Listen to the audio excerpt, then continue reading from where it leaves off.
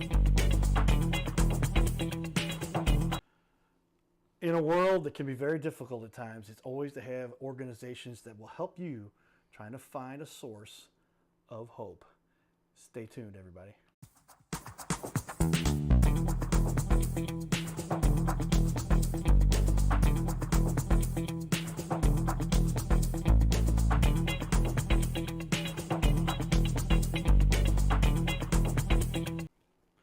Welcome, everyone, to the Your Little Castle Show. Yours truly, the Cardinal Cowboy. We'll bring out the hat for the second half here, I promise you. But I get to work with all kinds of businesses, but I also get to work with a lot of organizations, charities. An official charity is always registered with the United States government as a 501c3. And you know they're legitimate if they have that designation. So our guest here, I'll put up her title up on the screen here. There she is.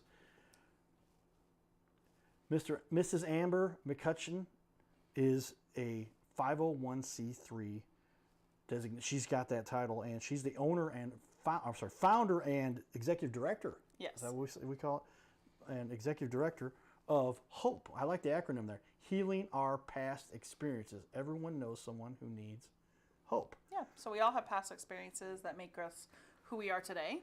Mine just happens to include being a survivor of sexual abuse, and that's what it's referring to. So with statistics, we'll just start with that. Statistically speaking, for girls, by the time we're 18, 1 out of 3 have experienced some kind of sexual trauma, and for guys, it's 1 out of 6.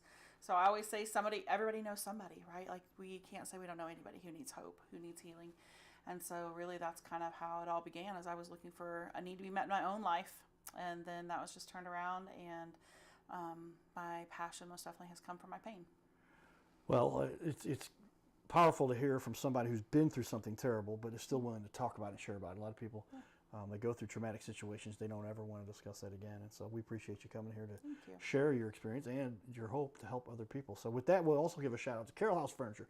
And Brooke does a ton of great charitable stuff, and his sister Amy support our community tremendously. So we give a shout out to them and appreciate all of their work, because you might have a nice home where that you built into your little castle with the furniture from Brooke, but you also might have a need for somebody who's been through a tough situation and to talk to an organization, a charity who does great work. So we're going to put up here on the wall their social media and their Facebook. I'm going to put up on the other wall. Tell me, though, before I put that up, I'm going to grab that off of our screen over there. What led you here? Why did you decide to get into this? So I was looking to heal from my own past experiences. My dad is my perpetrator, and I was 32 at the time and just had never healed from those things that I had went through as a child. I always had kind of put the mask on. I know that's really relatable to so many. You know, you do what is socially acceptable, and you just go through the motions of life, doing the things that are expected of us, and all the while being so broken inside and feeling like damaged goods, oftentimes at the hands of those that should have protected us. And so my mom had passed away at the beginning of 2023. And like I said earlier, my dad is my perpetrator. And I finally had just hit a wall where I knew that I just couldn't just go through the motions of life anymore. I'm a mom of many. And at that point in time, I had just had my 7th in 2010 when I started a healing journey that I'm still on today. Was looking for that need to be met, and then it was just really kind of turned around on me and shown me how I could use this to help others meet that need.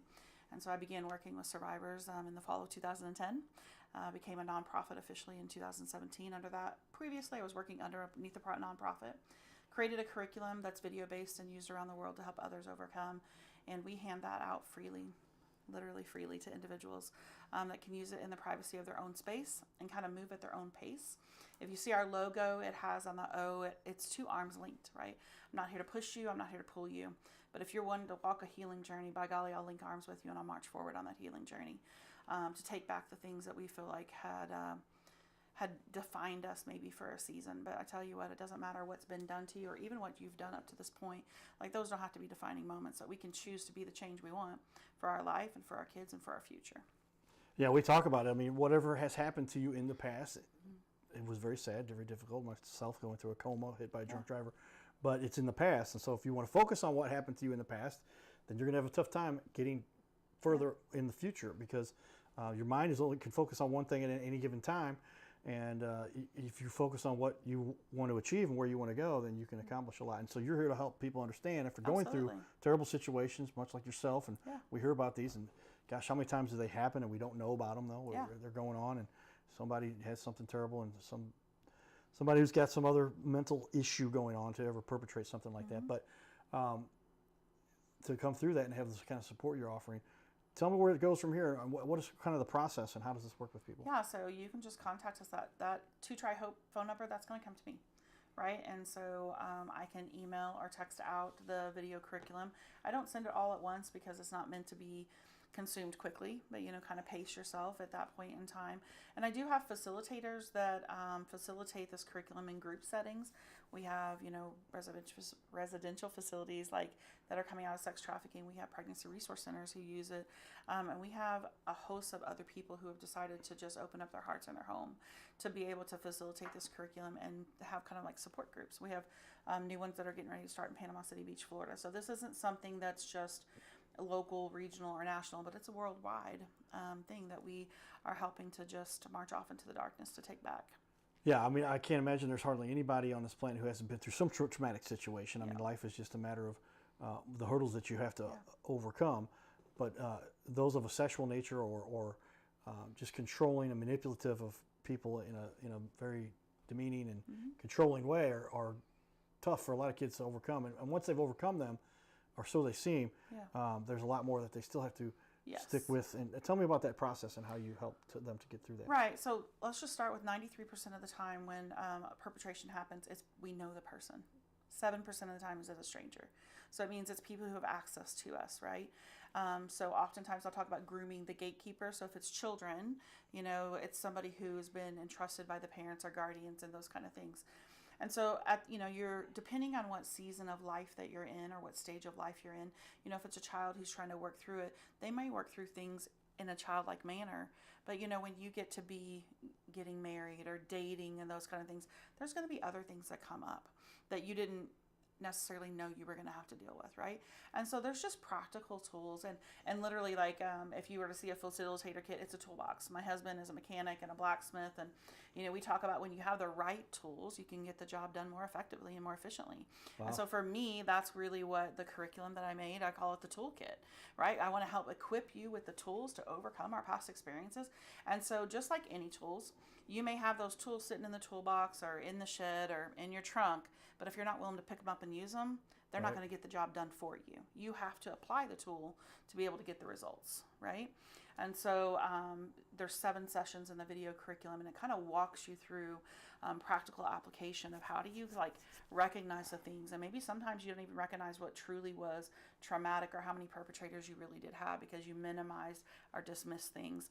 And so we start owning the things that are ours to own, but by golly, you get to hand back the guilt and shame that wasn't yours to own anyway.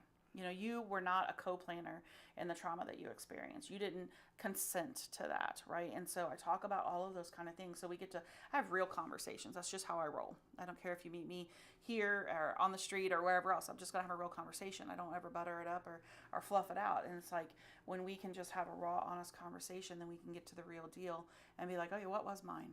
No, I wasn't responsible for what happened, but I am responsible to heal from that. That's what you're responsible for.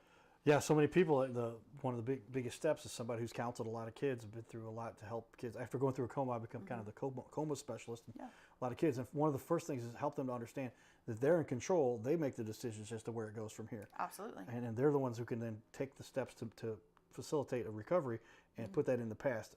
Is this the kind of the method you use? Tell me a little bit about how that works for the people you work with.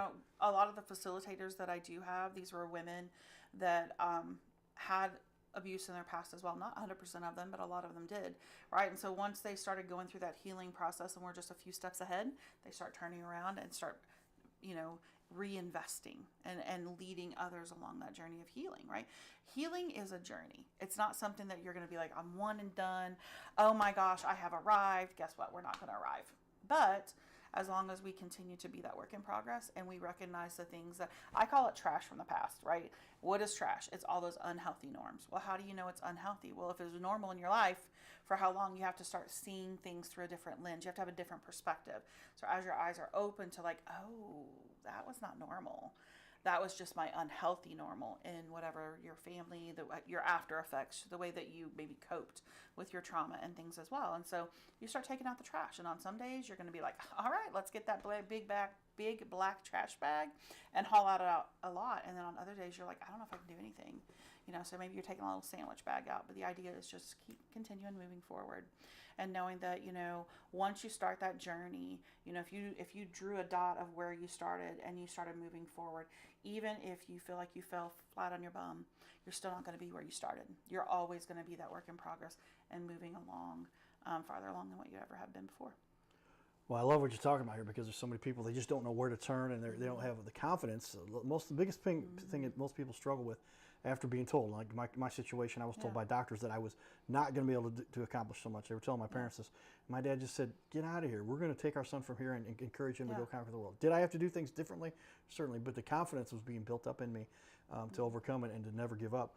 And I realized as I achieved certain levels. Yes. Tell me about part of the recovery process you went through, and is that what people then, I always use my example, when people saw that I came through it, absolutely. That helps them believe that they can too. Absolutely. And that's like, if I can do it, you can do it. Like I was broken and I could come up with every excuse. And like when I started my healing journey, I didn't do it because I thought I was worth it.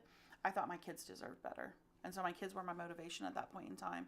But it became about me after I started the journey. I'm like, I am worth it. I'm not damaged goods like I was made to feel at the hands of my father, and those kind of things. And so I have taken what was meant to destroy my life and seen good come out of it so many times. And when I'm able to help others overcome or see that doesn't define them, the only thing a perpetrator fears, it's confidence. That's it. Right? What's stripped along with our innocence and often our virginity? Our confidence. But you can lose confidence in a lot of different ways. It doesn't have to be in a sexual manner, right? But if you don't have confidence, it makes you easy prey. So I believe in prevention and protection, eliminating opportunities and vulnerabilities. So I'm super passionate about, families understanding the value and teaching the right words for body parts, right? Like I always say, penis and vagina are not a bad word, right? It's no different than an elbow, a nose, or a belly button. If you make it have a stigma, it's going to have a stigma. But how do your kids know to communicate what's going on with their body and if they don't have the language, right? And so those are things that are very important and all of that. I want to talk about a little bit, a creative segue, so to speak. 3 years ago, in 2023, I had the opportunity to drop in my lap to take over. It was called the Glass Slipper Project at the time, right? And so it was dresses, formal wear at really affordable prices. Had about 400 dresses at the time. And I'm located in downtown Fredericktown, and I talked to my board. My board was like, all we see is opportunity. And you would think, why would a nonprofit who works with survivors of sexual abuse, misuse, and trauma take on a dress shop? And I was like, what we end up seeing now, 3 years later, we have thousands of dresses and just added a bridal boutique. We get to plant seeds of confidence every day, right? We get to have girls come from St. Louis and Poplar Bluff and Cape Girardeau and all over and have an intimate shopping experience through a personal experience, right? We get to invest into them, and maybe they didn't feel beautiful when they came in, and nothing changes except for their perspective while they're there. And I'm so thankful for a creative opportunity to be able to invest and to build relationships, because oftentimes taking that first step to healing is intimidating. I don't know. It's a fear of unknown. I don't know what that's going to look like. I know what I'm in right now. I might be, I'll call it miserably content, but I know what it feels like, right? I don't know what healing looks like, so I'm afraid to take that step. But if we can build relationships and make it a little bit more approachable, it makes it easier to step out and start receiving that healing as well. Well said. I mean, it is so true that if you ever have had somebody bully you, and then the last thing a bully wants is somebody that stands up to him and says, you're not going to get me. I can do this. Back off. Yeah. And then they're going to go, oh, well, that's a challenge. I'd rather go somewhere else where there's not a challenge and pursue something they perceive as weaker. But teaching that to people is very difficult. And so I like the fact that you're encouraging people. I like what HOPE stands for, the acronym you came up with. Yeah. Healing our past experiences. And how often, I mean, we are all going to go through some form of past experiences that were not pleasant. They say in our little planet, like if you haven't been through something difficult, then you haven't lived yet. Right. And so you're helping people who've gone through those traumatic situations. Yeah. Sexual abuse is a terrible thing. And but to go through that doesn't mean your life is over. It means that you just have to. It doesn't define you. Yeah, you have to address what you've got there and realize where it comes from, understand the nature of humanity a little bit at play there, and so you realize why people make the decisions that they do, and feel sorry for those who are putting these kinds of horrible situations on others, because they're the ones who are really struggling for them to even perpetrate such a situation like that. But you're stronger and better, and you're here for good reasons, and God needs you. Absolutely. Well said. I appreciate you sticking around here for that one. That was my little diatribe too, but I get passionate about this stuff. We're going to be back. We've got some community stuff. We're down at Busch Stadium there, and we'll be back here in just a minute. Stay tuned, everybody. All right, everybody. I've got Jackson now. I hired as my highly priced videographer. We didn't say highly paid. We said highly priced. Come on up here, Jackson. So this is your dad, right? Yes, sir. Kevin. A couple things I noticed about Kevin. Awesome jersey he's got on there, right? Another thing really cool. Veteran, everybody. Air Force. And the Army. Served in both. Protecting us, keeping us safe. Absolutely. Help us maintain this little thing we like called freedom, where we can go to Cardinal games whenever we want Whenever you want, walk downtown and have a good time and be safe. Tell me what you love about when you served in the military, real quick. I'm going to ask you what you love about the Cardinals. Come on up here a little bit, though. I actually work on military bases pretty much on a weekly basis, and so I love going to the military base and make sure that I do telecommunications, so I want to make sure that we provide the communications that's going to help them perform and do the things they need to do. That's important. That's what I want. That's what I went for grad school thing for. I'm communications.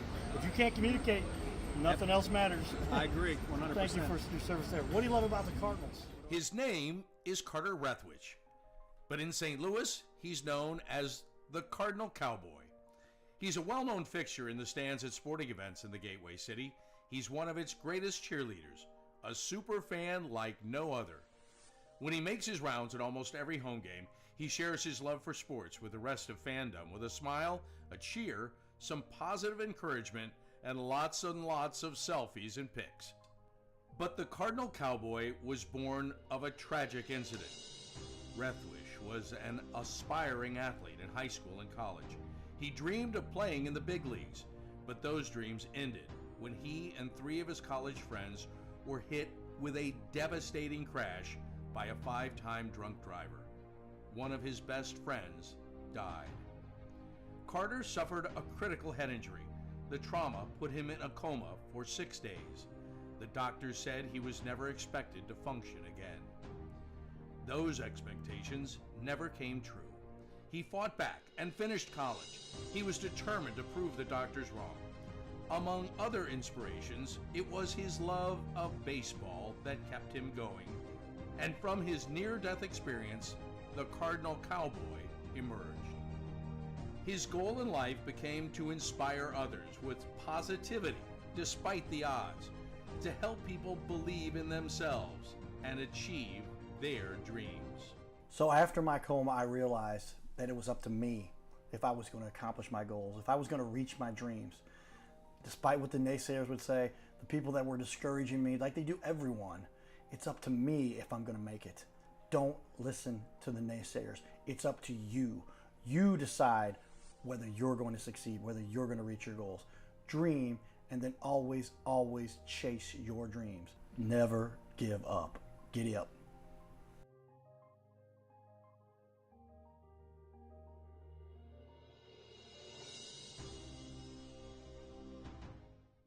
Hey, we're looking for the small business owners and leaders in our community to be on our show.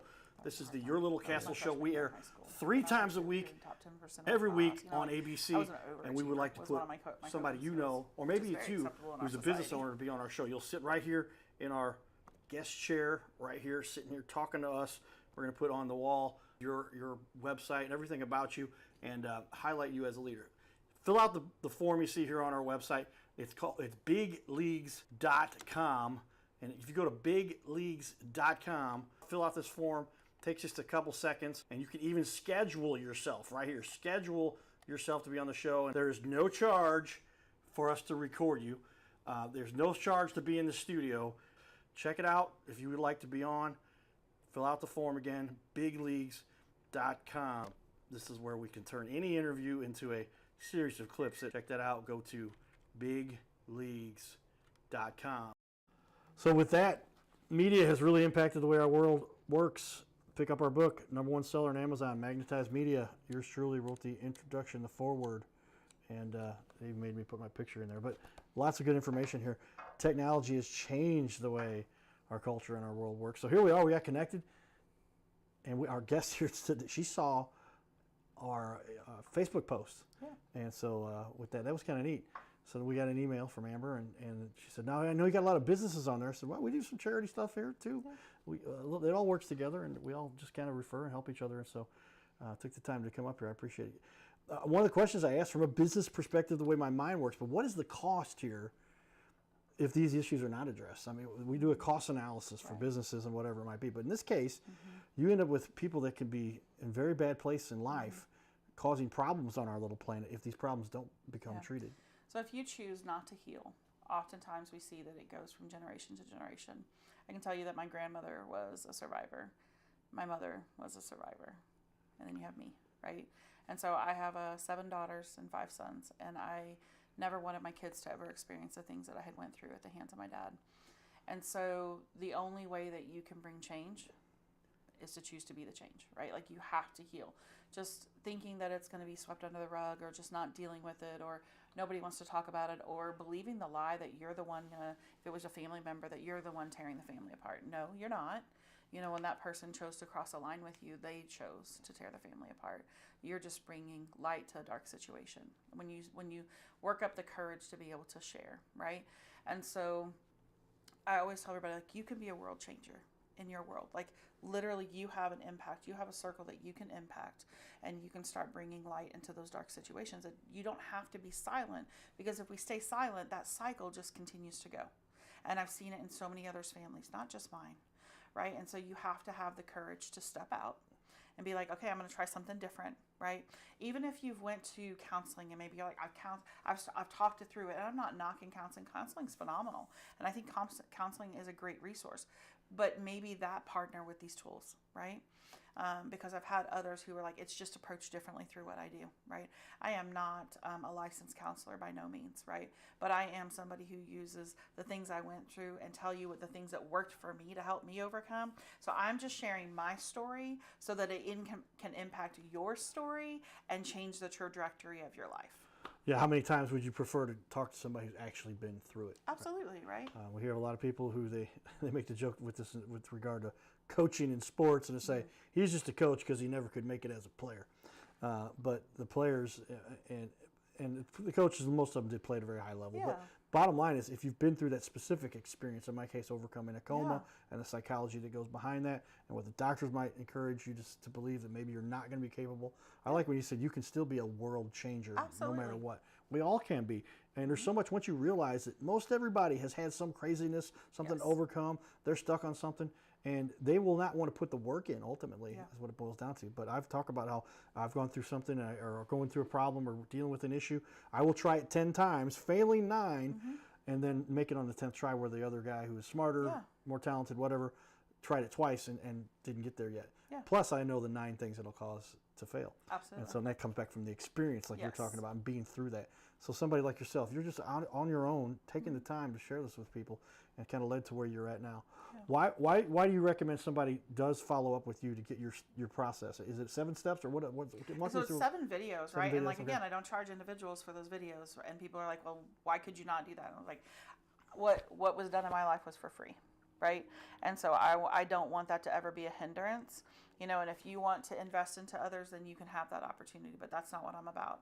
I want you to be able to have no excuses, but healing, it's a gift, right? And with any gift, when you're given a gift, you have to choose to either receive it, reject it, or stick it in the closet and wait to open it up later, right?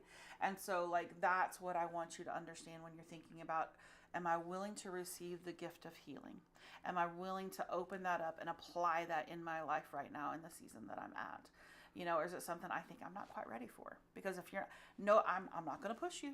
I'm not going to pull you, you know, and I'm not going to drag you. And so, but I'm willing to march beside you, right? You're moving. Marching is moving with intent, right? And sometimes it's baby steps. And sometimes we're taking leaps because we're like, oh my gosh, I got some energy now. But other times it's just like taking it in, reflecting on those things. And it's like, who you are today, it didn't happen overnight. And so our healing isn't instantaneous, right? And it's not going to take the decades maybe or whatever else to become who you were today. But like, it will take some time. You have to be patient with yourself and understand that you're worth the work. You're worth the process.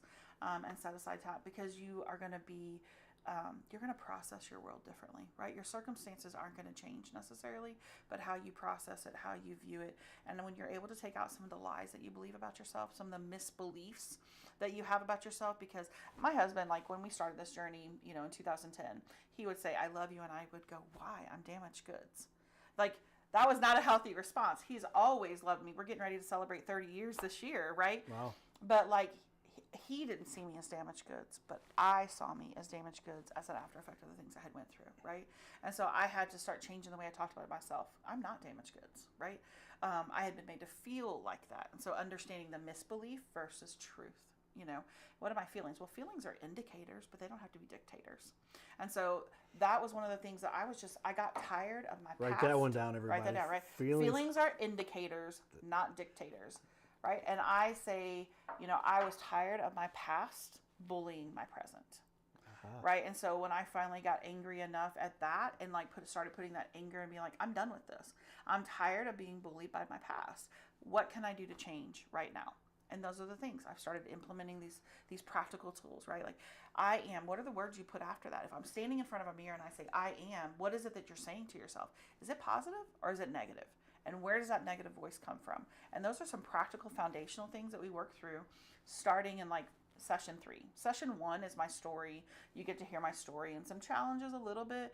Session 2, it's more like informational, session 1 and 2, because I don't get to sit down and have a conversation with everybody who watches the curriculum. But you can watch these and it gains familiarity and some trustworthiness, because everybody who's been betrayed has trust issues. Everybody. And then session 3, you kind of roll your sleeves up and you're like, okay, it's time to get to work. What do? We work forward from there. Tell me the process. How would somebody connect with you to sign up and say, I want your help? Yeah, you can go through their website. I know you've got their website scrolling up there at 2TryHope. That's the number 2. TryHope. You can email me at amber@2tryhope.com. You can call the 1-844-2-TRY-HOPE. Super simple. That's always going to come to me directly. I don't have a crew that's in between me and you and navigating that. And we'll be able to text that out to you or email that out to you. And I follow up when you follow up, right? I'm not going to hunt you down or force you to do these things, but I want to make sure that this is something that we are here for you as a resource. And we always say we're a resource for everyone. Maybe it wasn't you personally who went through the sexual abuse, misuse, or trauma. Maybe it was your child. Maybe it was your best friend, you know, somebody close to you. And you're like, I want to have a better understanding of the things they went through and why they're responding the way they're doing. How could I come alongside them? This is a resource for you as well. So it's a resource for everyone is our language that we use. Well, some powerful stuff you're talking about here. And yeah, you've talked about all the keys, which are you've got to believe you can get through this on your own. You've got to push through it. You've got to go after it. And everybody's been through some difficult situation. Yes. You will overcome this just as well, and even more so, because now you're stronger than the rest and can go further because you've been through that terrible, horrible, difficult situation and you know how to handle it. So you can accomplish so much more. And we appreciate Amber for taking time. Thank you. She came up here from Fredericktown. Fredericktown, yes. And a bit of a drive, but we appreciate you taking the time to come up here and sharing your story. Get a hold of Amber. Go to 2tryhope.com. We'll talk soon. Thanks. Giddy up.